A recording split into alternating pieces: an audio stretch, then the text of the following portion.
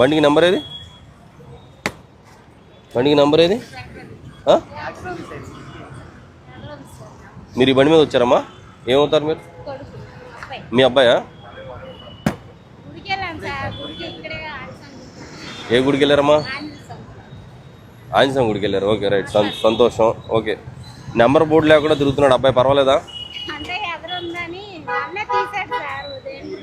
అవసరం లేదంటారా?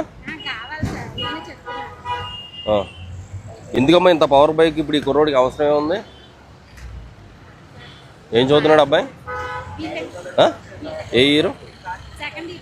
ఏనన్నా కంప్లీట్ అయిపోయి. ఏంటి గ్రూపు? ఈసీ. ఎలా చదువుతున్నాయి? ఎలా వస్తాయి మార్కులు? అన్నీ అయిపోయినాయి సబ్జెక్టులు అన్నీ? ఏమైనా ఉన్నాయి పెండింగ్? అన్నీ అయిపోయినాయా? బాగా చదువుతున్నాడా? బాగా చదివే కుర్రోడిని ఈ బైక్ వల్ల కుర్రోడు ఎంత అయింది బండిది? ఎంత అయింది? 1,30,000. మీరేం చేస్తారమ్మా? ఫాదర్ ఏం చేస్తారు? ఫాదర్ ఏం చేస్తారు? ఓకే, మనం మరి ఆ డబ్బులు దీనికి పెట్టే బదులు దేనికన్నా వాడుకుంటే ఉపయోగం కదా.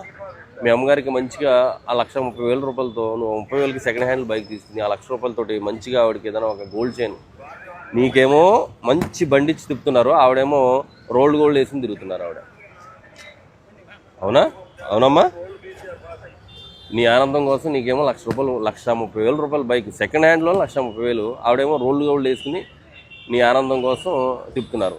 కానీ ఇది ఆనందం అనుకుంటాం కానమ్మా, ఇలాంటి అంటే కంపెనీయే బ్యాన్ చేసేసి ఇక్కడ అంటారేమో, వాళ్ళు ఏముంది కనిపెడతారు. బట్ మనం ఎంతవరకు అవసరం అంతవరకే తీసుకోవాలా.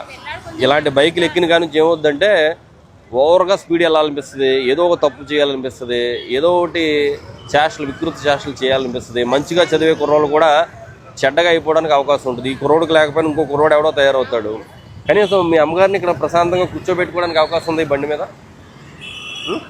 ఉందా? ఎందుకే మరి? పోనీ ఈ బండితో నీకేమన్నా, నీకు ఎడ్యుకేషన్లో నీకేమన్నా యూస్ఫుల్గా ఉందా? దీనివల్ల నాకు మార్కులు బాగా వస్తాయి అని ఏమైనా ఉందా? వస్తాయా? పోతాయి ఇంకా. ఎందుకంటే ఈ బండి ఉన్నా కాబట్టి మనం పిచ్చి తిరుగులు తిరగాలనిపిస్తూ ఉంటుంది.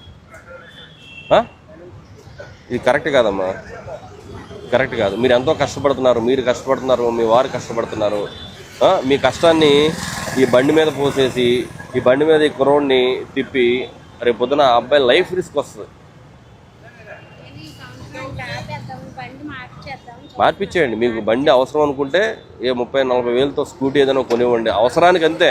ప్రస్తుతానికి ఏం అవసరం. ఆ కుర్రోడు నువ్వు బాగా చదివించావు అనుకో, మెర్సిడెస్ బెంజ్లో తిప్పుతాడు, నిన్ను బెంజ్ కార్లో తిప్పుతారు కూడా. ఏం లేదు, తప్పేం లేదు. స్తోమతతో సంబంధం లేదు, కష్టపడి చదివిస్తే చాలు. చిన్న మధ్యతరగతి ఇంకా చిన్న స్థాయి వాళ్ళు కూడా పెద్ద ఉద్యోగాల్లో సెటిల్ అవుతున్నారు. ఓకేనా? తల్లిదండ్రులు కష్టపడుతున్నారు కదా, వాళ్ళు ఇస్తున్నారు కదా అని చెప్పి మనం అది మిస్యూజ్ చేయకూడదు. ఇది మిస్యూజ్ అంటారు దీన్ని. ఆవిడ ఎంత కష్టపడుతుందో చిన్న స్థాయిలో, ఆవిడ మెడలో రోల్డ్ గోల్డ్ వేసుకుని తిరుగుతూ ఉన్నారు, నువ్వేమో మంచి కాస్ట్లీ బైక్ వేసుకుని తిరుగుతూ ఉన్నావు. ఇది అవసరమా నీకు? ఏమా అవసరం కాదు. ఎందుకు చూసావు? ఈ బండి ఎక్కిన కాబట్టి నీ హెయిర్ స్టైల్ మారిపోయింది, నీ గడ్డం స్టైల్ మారిపోయింది, అన్నీ మారిపోతాయి. నీ మైండ్ కూడా మారలేదని నేను అనుకోవట్లేదు, నీ మైండ్ కూడా మారిపోయి ఉండొచ్చు.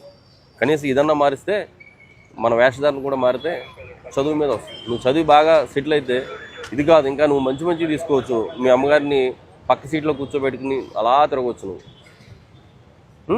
ఇప్పుడు చెప్పు, నెంబర్ సంగతి ఏంటి? ఇంకా అవకాశం ఉండదు. ఒకసారి మీరు పట్టుకున్న తర్వాత ఇంటికి వెళ్ళాక నెంబర్ లేకుండా మీరు సిటీలో ఇష్టానుసారం తిరిగి. మరి హెల్మెట్ ఏది అమ్మా? నీకు డ్రైవింగ్ లైసెన్స్ ఉందా? ఓకే, నీకు హెల్మెట్ లేదు, డ్రైవింగ్ లైసెన్స్ లేదు, బండికి నెంబర్ లేదు, మరి ఏముందని మీరు రోడ్డు మీద తిరుగుతున్నారమ్మా? ఎవరినో మీ తాలూకా ఎవరినో గుద్దేసి వెళ్ళిపోతారో, నెంబర్ ఉండదు బైక్. ఏ నెంబర్ మీద మీరు కంప్లైంట్ ఇస్తారు? కెమెరాలు చూస్తే దొరుకుద్దా నెంబర్ లేనప్పుడు? సో ఇప్పుడు అర్థమవుతుందా మీరు చేసిన నేరం ఏంటనేది? నెంబర్ ప్లేట్ తీసుకుని నా దగ్గరికి రావాలి. ఓకే, ఇప్పుడు అప్పటి వరకు బండి నా దగ్గరే ఉంటుంది. నీకు ఎల్ఆర్ ఉంటే ఎల్ఆర్ తీసుకుని నా దగ్గరికి రావాలి. నీకు హెల్మెట్ ఉంటే హెల్మెట్ కూడా తీసుకుని నా దగ్గరికి రావాలి. అప్పుడు బండిని పంపిస్తాను. అమ్మగారిని ఈ లోపు ఆటో ఎక్కించి జాగ్రత్త ఇంటికి పంపించి దింపేసి రా నువ్వు.